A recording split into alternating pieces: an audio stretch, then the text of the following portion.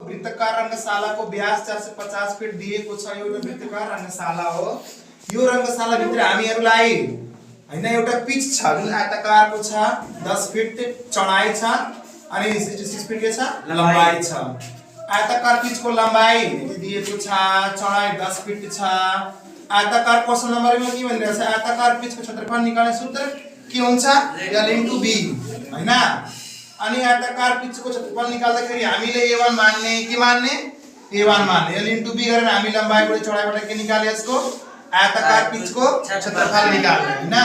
अब हामीले यो के भनिरहेछ भने यो आयताकार पिचको क्षेत्रफल निकालिसकेपछि जुन वरिपरि यो ठाउँ छ नि यसमा घाँसे मैदान लगाउँछ। के लगाउँछ? घाँसे लगाउँछ। त्यही भनिरहेछ घाँसेको क्षेत्रफल निकाल्नको लागि हामीले के गर्नुपर्छ भन्दा पहिला हैन पिचमा बाहेक क्षेत्रफल भन्दाखेरि वाट गर्नुपर्छ। त्यसपछि हामीले वृत्ताकार रंगशालाको क्षेत्रफल निकाल्नुपर्छ जसको फर्मुला के हो? πr²। के हो? πr²। पाइ को मान कति हुन्छ? 22/7 हुन्छ। अनि r को मान कति हुन्छ? 225 स्क्वायर हुन्छ किनकि हाम्रो कति व्यास थियो? 450। अर्धव्यास कति हुन्छ? 225 आधा हुन्छ d/2 गरेर हैन। अब हामीहरुको एरिया यति आएको छ हैन। यो A2 मान्ने यसलाई के मान्ने?